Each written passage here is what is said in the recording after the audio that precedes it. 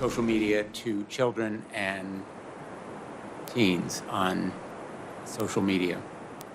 We really appreciate your being here, Mr. Massari. Your response to our invitation is very welcome. I want to thank you and your team for your cooperation, and I want to thank the ranking member, Senator Blackburn, for being such a really close partner in this work, as well as our chairwoman, Maria Cantwell, and our ranking member, Roger Wicker, for their support as well, and all the members of our committee for being so engaged on this topic. As a note to start, I understand Mr. Massari has a hard stop at 5, so I'm going to be strict on the 5-minute time limit.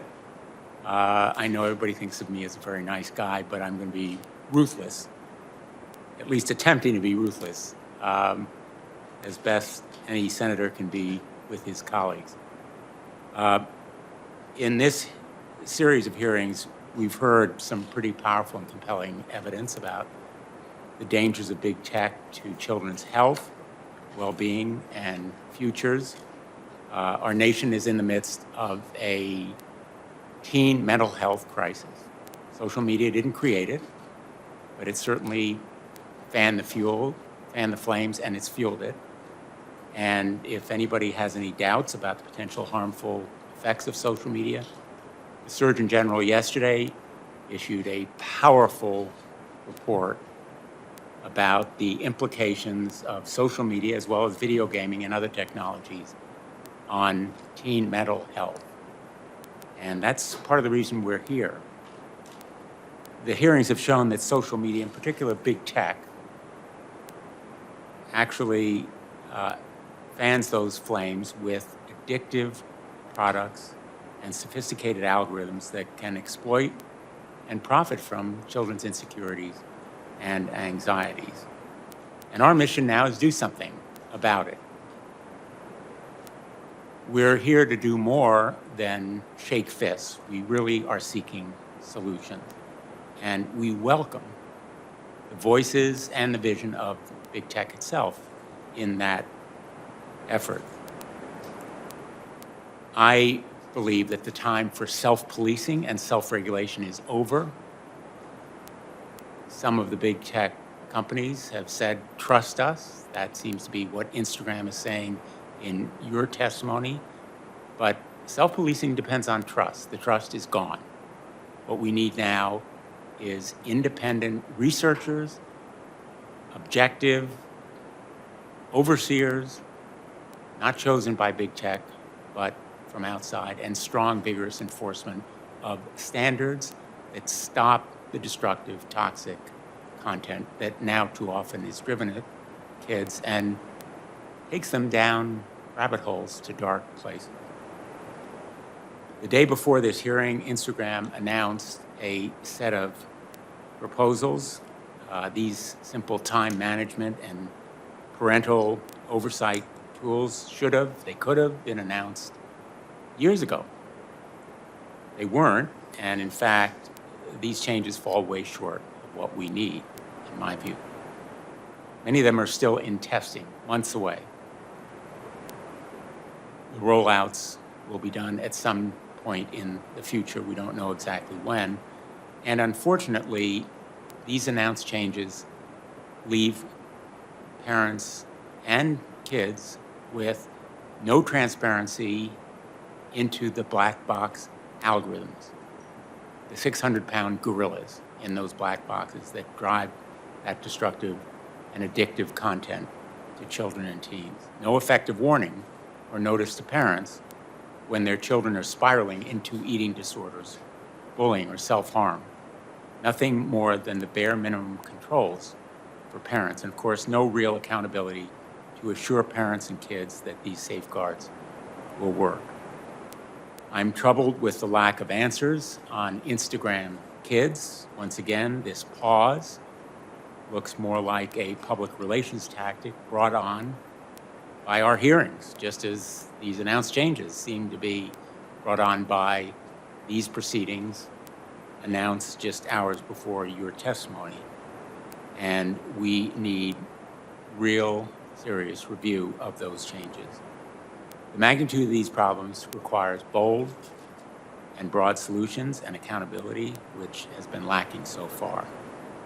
Facebook's own researchers have been warning management, including yourself, Mr. Massari, for years about Instagram's harmful impacts on teens' mental health and well-being, and the whistleblower who sat exactly where you are told us about those documents, about the research, the studies, which showed that Facebook knew, it did the research, it had the studies, but it continued to profit from the destructive content because it meant more eyeballs, more advertising, more dollars. Given those warnings, it seems inexcusable that Facebook waited a decade to begin, and only to begin, figuring out that Instagram needed parental controls. In the past 2 months, this subcommittee has heard horrifying stories from countless parents whose lives and their children's lives have been changed forever. One father from Connecticut wrote to me about his daughter who developed severe anxiety in high school because of constant pressure from Instagram. That pressure became so intense, following her home from school, following her everywhere she went, following her into her bedroom in the evening, that she attempted suicide. Fortunately, her parents stepped in and sought help and found a recovery program, but the experience continues to haunt her and her family.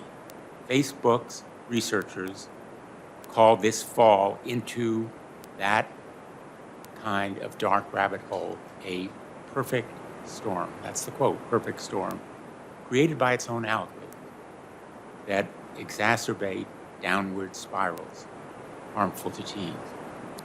Again, Facebook knows about the harm. It's done the research, the studies, the surveys repeatedly. It knows the destructive consequences of the algorithms and designs. It knows teens struggle with addiction and depression on Instagram. But that data has been hidden, like the algorithms themselves. Just yesterday, that Surgeon General's report provided powerful documentation on how social media can fan those flames and fuel the fires of the mental health crisis that we face among teens. And it signals that something is terribly wrong. What really stuns me is the lack of action. In fact, just within the last 2 months. 2 months ago, this subcommittee heard testimony from Facebook's global head of safety, Ms. Antigone Davis. At that time, I showed her the pro-eating disorder rampant on Instagram. I demonstrated through an experiment how its algorithms will flood a teen with triggering and toxic messages in just hours after we created an account. This was glorification of being dangerously underweight, tips on skipping meals, images we could not, in good conscience, show in this room. It's been 2 months, so we've repeated our experiment. On Monday, we created another fake account for a teenager and followed a few accounts promoting eating disorders, and again, within an hour, all of our recommendations promoted pro-anorexia and eating disorder content. 2 months ago, the global head of public safety for Facebook was put on notice by this subcommittee. Nothing has changed. It's all still happening. And in the meantime, more lives have been broken, real lives, with real families and futures. And you hear from yourself. We all know that if Facebook saw a significant threat to its growth or ad revenue, it wouldn't wait 2 months to take action. So why does it take months for Facebook to act when our kids face danger, when time is not on our side? Time is not on our side. So no wonder parents are worried. In fact, parents are furious. They don't trust Instagram, Google, TikTok, and all of their big tech fears, and by the way, this is not an issue limited to Instagram or Facebook. Parents are asking, what is Congress doing to protect our kids? And the resounding bipartisan message from this committee is legislation is coming. We can't rely on trust anymore. We can't rely on self-policing. It's what parents and our children are demanding. Senator Blackburn and I are listening to them, as are other members of committee. We are working together. Your proposal for an industry body asks parents yet again to trust us. We'll do it ourselves, but self-regulation relies on that trust that has been squandered. We need to make sure that the responsibility is on big tech to put a safe product on the market. You can't be allowed to conceal when products are harming kids, so the first imperative is transparency. We need real transparency into these 800-pound gorilla black box algorithms and addictive designs. And disclosure has to include independent, qualified researchers who will then tell the story to the public. We need to update our children's privacy laws. Congress should pass the Bipartisan Children's and Teens Online Privacy Protection Act, authored by Senator Markey, who's here today. I'm proud to be working with him on updating and expanding it. Parents and children need more power and more effective tools to protect themselves on the platform. And that's why Senator Blackburn and I are working on a framework, and we've made good progress to enable that protection. There really should be a duty of care. The United Kingdom has imposed it. It's part of the law there. Why not here? That ought to be part of the framework of legislation that we're considering. Section 230 reform. You make a reference to it in your testimony. The days of absolute, broad, unique immunity for big tech are over. And finally, enforcement. State authorities, federal authorities, law enforcement has to be rigorous and strong. So I hope that we will begin the effort of working together, but one way or the other, this committee will move forward. And again, I thank you for being here. I thank all of my colleagues for attending, and I ask for remarks by the ranking member, Senator Blackburn.